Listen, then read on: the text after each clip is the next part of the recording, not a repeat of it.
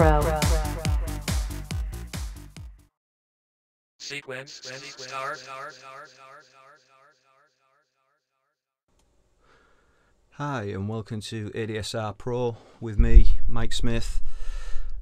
Just giving you another tutorial just to back up parallel compression tutorial, and also the setting up a template in Cubase tutorial, which you can check out on YouTube.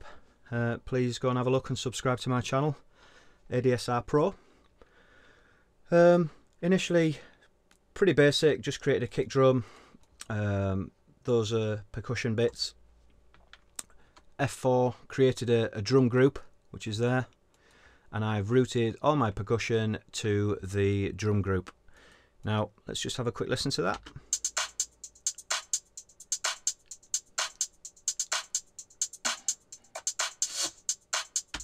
Really simple, few hats, claps, little hi-hats and a few other little bits. Now the beauty of a group there now is it allows me to compress the drum group as a whole. It allows me to apply effects to the whole drum group as opposed to putting it on each individual channel. Saves on processing power. You know, there's many benefits to it. One, obviously it means now I can compress all my drums. So on this channel I've put a compressor. I'm using the API from Waves. However, you can use any compressor you like, Cubase one, Logic one, Ableton, you name it, any third-party plugin. Initially on this, I've put a real long attack, only a 2:1 compression ratio, really long release time, and I've just brought the threshold down just until it starts touching. The reason I've done that is I'm not really trying to compress the drums massively, I'm just trying to gel them all together that little bit more. Just make them a bit sharper, a bit crispier, a bit tighter in general. So first of all, without, and I shall just bring it in.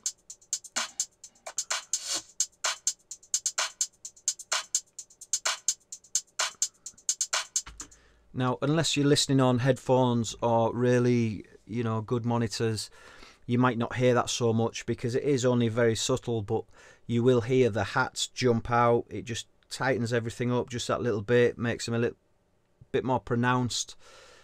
Really effective, and then you can go in and do, you know, harsher compression if you so wish. That's not what we're trying to achieve here, so we'll leave that at that. As I've said, pretty much, you know, use your compressor of choice, and also when it comes to your threshold, your attack and release, entirely up to you and your ears, depending on the drum samples that you're using. You know, you might want to compress them a little bit more, you might want to compress them a little bit less. You know, it's entirely up to you and your ears. Like I said, the beauty of grouping now, I can apply reverb to the whole drum sounds as well. So here I've put a short reverb on. Let me just turn that on so you can hear it. First of all, without.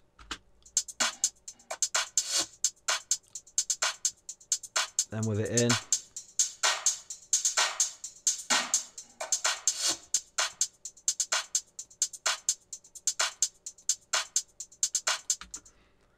Again, the idea, as you can hear there, it's just a little small room reverb just to add a little bit of space and dimension to the drums. I'm not trying to wash them in reverb as if they're miles away in a cave.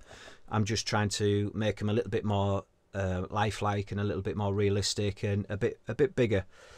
Now, as we said before with the parallel compression, I've created another group.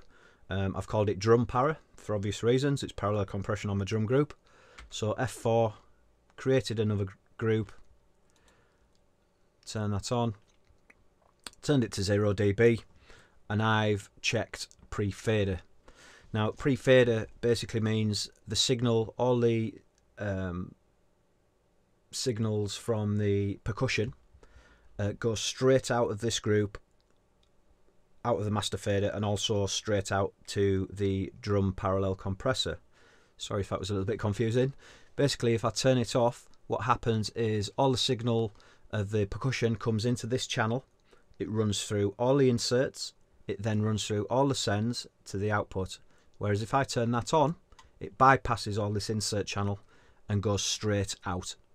So I hope that made a little bit more sense. Ideally, you know, I've compressed them here, I've made them, you know, just gel. I kind of don't want that effect to go into my parallel compression because I'm going to absolutely compress the death out of them. So if I open up the parallel drum group, here I've got a BX control with a bit of stereo width to widen it, just to push the sound out a little bit. And I've also got the isotope alloy. I'm just showing you this because it's visual. I wouldn't necessarily use this compressor. Again, you can use any compressor you like, whichever's your favourite. I've got a really quick attack, really quick release time. I've brought the threshold right down and I'm squashing them to death, as visually you can probably see there. Every time there's a hit, it's been compressed. So let us bring that up so you can hear it in the mix.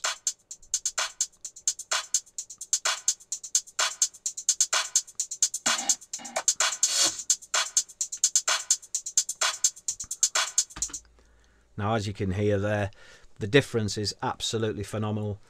It's doubled the density, if you like, of the drums. It's made them chunkier, grittier, filthier, you know, a lot more defined. There's a lot more presence. They're a lot louder, you know, and that pretty much for percussion works really, really well, I find. As you can see, I don't really do it on my kick drum at all. You know, my kick is my kick. I like to get that ready, molded, you know, solid and round and where I want that to be.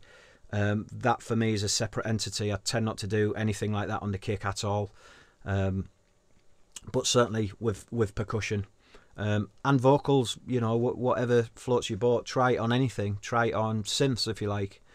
You know, the idea is you know, have a listen. What I would recommend is pretty much only doing it on one or two things within a mix. You know, don't do it on anything and everything. It's way too much. You know, you're trying to make your mix, you know, heard and clear and have clarity and depth. Obviously, if you parallel compress everything, there's just not enough room in there for everything to cut through, and it tends to sound muddy and awful. So there you go. Let's bring the kick in and have a listen to it as a whole now.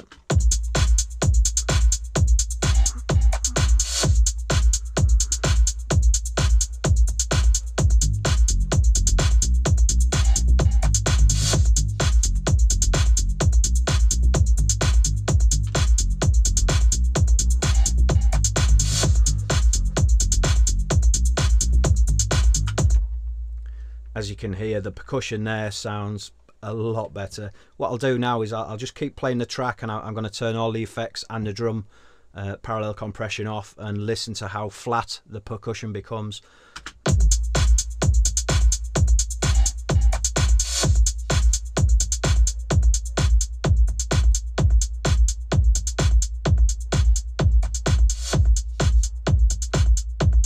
So that's it there with nothing on. Completely flat.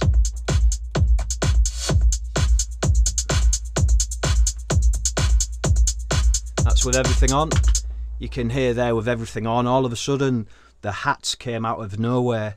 You know, before they were really subdued and you couldn't hear them at all, and then they just, you know, jump out at you. So that's it really. I hope this has been a little bit more informative. Don't forget to subscribe to my YouTube channel and connect with me on Facebook and Twitter. And if you've got any questions, please feel free to ask and I shall get back to you. Okay, until the next time, bye-bye.